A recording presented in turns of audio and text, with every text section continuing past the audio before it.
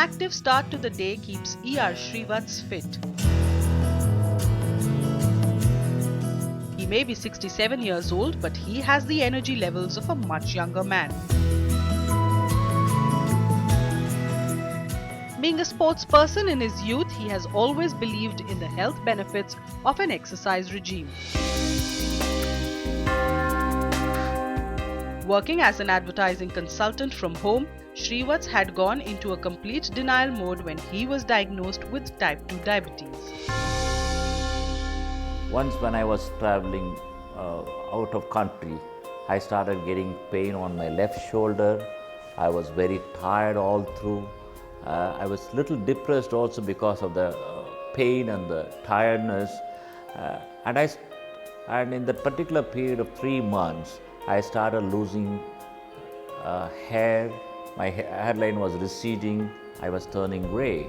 So my wife was saying, it looks like that you are becoming a diabetic or something like that. Why don't you check him?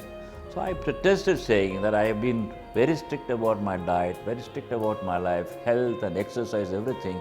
I can never get it. I am not a smoker. I don't drink, even probably for social occasions I do that. And I don't take non-vegetarian. I'm a very strict guy, but still I got it. And I don't eat a lot of sweets also. I don't know why I got it. Maybe it is genetic. I don't know. So one has to be prepared and one has to face it. Let us face it the way it has been prescribed to us by the doctor. Unlike type 1 diabetes, which majorly affects young age groups, type 2 diabetes is more prevalent in people of middle age or older and accounts for about 85 to 90% of the total diabetic population. When pancreas are unable to produce enough insulin to regulate normal sugar levels in the body, or is present but the body cannot utilize insulin properly, that condition is classified as type 2 diabetes. About 95% of the people in our country have type 2 diabetes. 95 to even 98% of the diabetes in our country is type 2 diabetes. In that, the most common symptom is no symptoms, absolutely no symptoms, which is a very, in a way, worrying thing, because we cannot tell people, if you get this, go get yourself checked out for diabetes. Like if you have a fever, you go check yourself out for various infections. There is nothing like that. Ideally, the diabetes should be picked up at a very early stage, even before the complications have developed. Once the sugar levels start going above, say, 300, 400, even 500, that's when the typical symptoms occur. Things like feeling very thirsty, passing a lot of urine, losing weight. Some people have problems in their feet. They get tingling, pricking sensation in their feet. With the determination to face the disorder head-on, Srivatsa went for a screening test and a consultation with an endocrinologist. Even though he has diabetes, even though he developed diabetes 10 years ago, the fact that he's a very active sports person, has been active all through his life, plays a good role in preventing other complications. So he's being managed with a very low dosage of a tablet. His sugars are very much under control with that. His blood pressure is under control. Cholesterol is under control. He's not developed any of the other problems related to diabetes. One thing that, again, a common problem was that his diet was rice-based. So we did make some changes there in suggesting that you have a different type of a carbohydrate. Not that you can have more of it, but at least have a different type of a carbohydrate which the body will digest more slowly, so that you have what we call a low glycemic index foods. So things like millets and hand pounded rice and to some extent wheat and oats, and all these choices are given. Srivatsa not only controlled his diet but also took his medication regularly as prescribed by his doctor.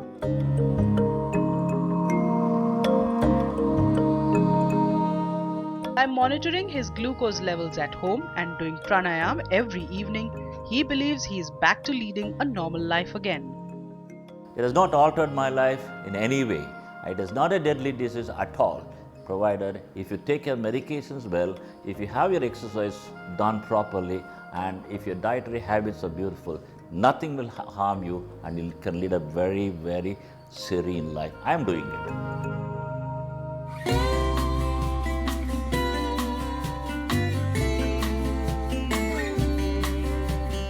Malathi Surendran is an ambitious 52-year-old who owns a business of crafting and selling designer saris.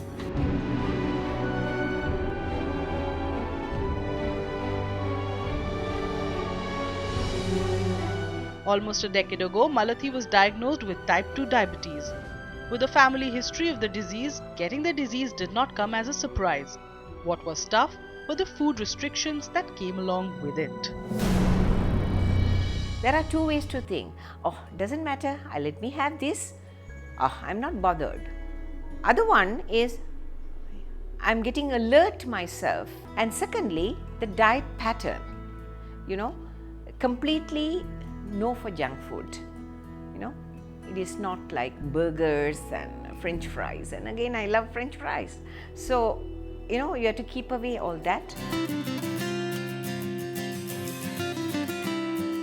After a detailed consultation with her endocrinologist, Malathi realized that healthy eating is a cornerstone of a healthy living. With Malathi, we sat down and we spoke about it. She does a lot of exercise. She may need to step up the weight training portion of her exercise. So even when people are very much into exercise, I go into more detail about the type of exercise they're doing to make sure that they are working on the specific components of the exercise which is going to help for the diabetes. So particularly for women, but also for men, it's important that they focus upon muscle building. The more muscle you have, the more calories you burn, the higher your metabolic rate and the easier the sugar control in the long term. So diabetes is one of these things that affects everything. We have to think about the joints, we have to think about the nerves, the muscles, so many things. So exercise has to be looked at in its entirety. So we have to look at the cardiovascular, the walking, but in addition focus on at least simple like stretching exercises to make sure that they maintain the flexibility of the joints. Following her doctor's advice, Malathi is now a regular at her aerobic classes, where a strenuous workout regime with the help of her instructor is keeping her healthier than ever before. I don't go behind, sugar-free items. No, I don't go. Rather that, I can take very little thing and I like to manage myself with my lifestyle. So many times my checkups, my levels of sugar in the blood level, it has shown the correct consistency. So I know that particular month my exercises pattern was just fantastic. So I prefer to do that way and control my sugar level. A staunch devotee of Ganesha, Malathi ends most of her days with a long walk on the beach. According to her, this is where she finds peace and it helps her forget about her disease. Hello everybody, I'm here to give you an update on how we're helping our patients manage diabetes. As you can see, management of diabetes involves multifactorial management. Successful outcomes depend on the complete commitment and engagement of the patient, as well as the support of the treating consultant and the support team that goes with it. Now in our case, Mrs. Malathi, a busy working professional, is rightfully mindful of her diet and exercise. Very key. She goes to the physician for frequent tests and checkups. Mrs. Farhana has faced many issues in her life, and yet she has emerged a confident woman enjoying life now with her children and grandchildren. Mr. Srivatsa, a well-read professor of English, best exemplifies the fact that successful outcomes stem from a meaningful engagement with the treatment process. Folks, early assessment is your best defense. It probably is your only defense. Get your assessment done, especially if you have a family history of diabetes. Do this because your life is priceless. Till we meet again next week on Let's Talk Health, goodbye for now.